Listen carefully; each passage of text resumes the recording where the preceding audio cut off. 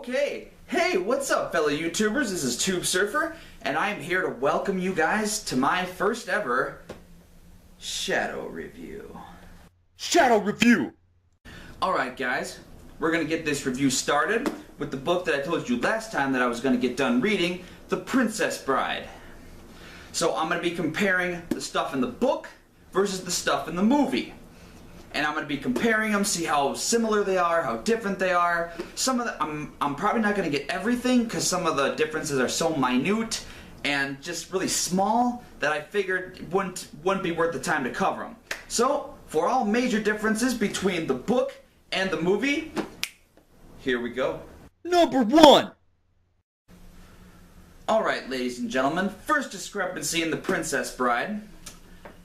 In the movie, the first time when you see Buttercup, she is a fully grown woman. But in the book, they kind of throw you for a loop. They go... Shit. Okay.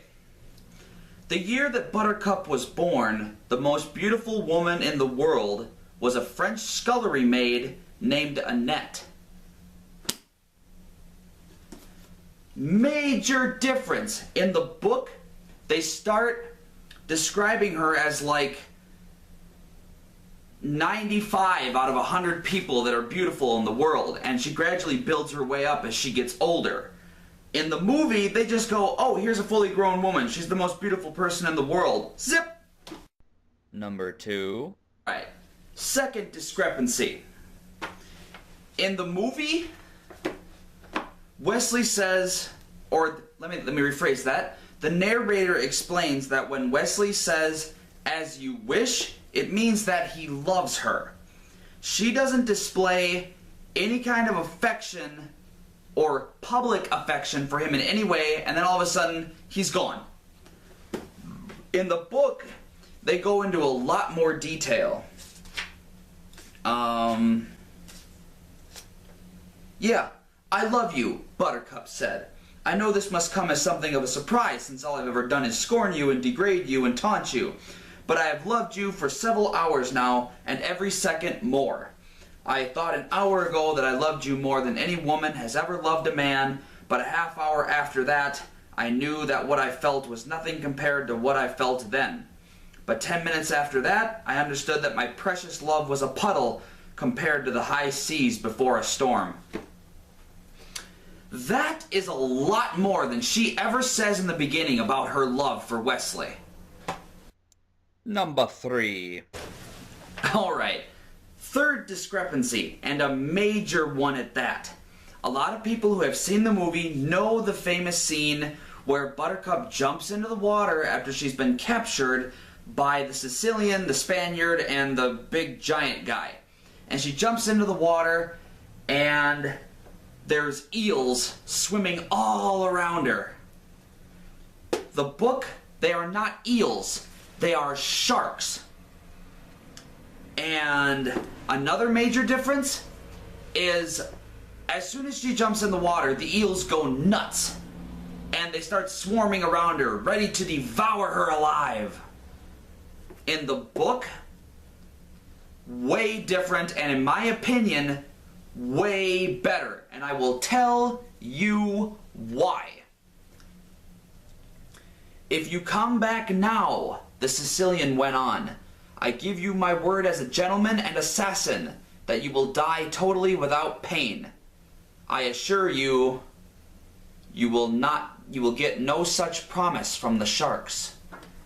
And then he proceeds to cut his arms and his legs and fill a cup full of blood and then toss it out into the water, which drive the sharks mad. Big difference. Number 4. After Wesley is captured When Wesley is captured after escaping the fire swamp, he is taken to the Pit of Despair, where he is assumingly tortured and relatively killed. Now, in the book, it goes a little bit more in depth about the prince's hunting hobbies and Wesley's torture. I mean, they set his hands on fire, they burn him, break his bones, do a whole bunch of stuff to him that is never mentioned in the movie. Probably because they wanted to keep it an appropriate rating and make it at least a mild kids movie. But yeah, apparently this pit was where the prince kept a lot of live vicious animals and then wrestled with them for sport when he was bored. Another detail not mentioned in the movie. Number 5. Alright, next one, and another major difference between the book and the movie. A lot of people remember the albino, and he was the caretaker for Wesley during the torture and a lot of the other stuff.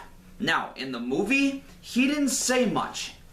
He basically described who he was, what he did, and then relatively later got knocked on the head by Fezzik and went unconscious for the rest of the entire movie. In the book, they gave him a miniature minor part. I mean, listen to this. I've been watching you all these days. You deserve better than what's coming. I'm needed. No one else feeds the beasts like I do. I'm safe. They won't hurt me. I'll kill you if you like. That would foil them. I've got some good poison. I beg you. I've seen the machine. I was there when the wild dog screamed.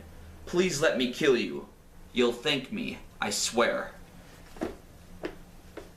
A bigger part for a majorly overlooked character. And later on, when Indigo and Fezzik go looking for the man in black, he helps them.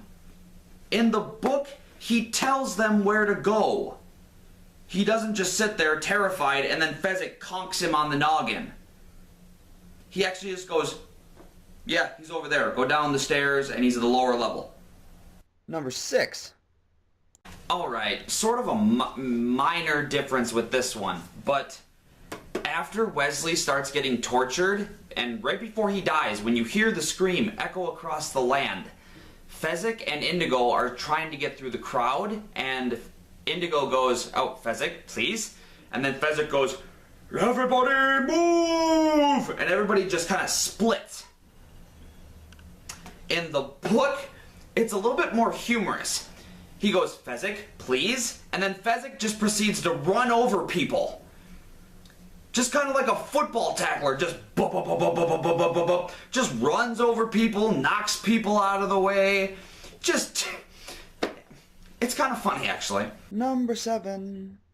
Alright, one major difference that I found is at the end, when they're storming the castle and Indigo goes chasing after Count Rugen, in the movie, he was fueled by revenge and vengeance, but they never made him sadistic. After he killed Count Rugen, he ran off, found Wesley, and then rode off into the sunset. Or, you know, whatever.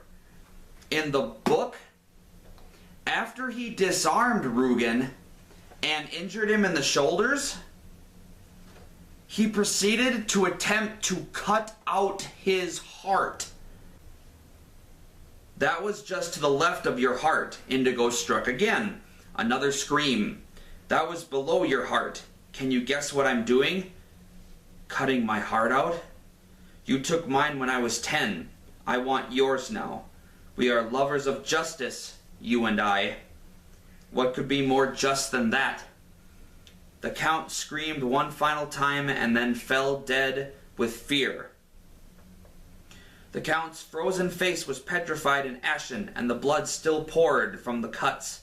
His eyes bulged wide, full of horror and pain.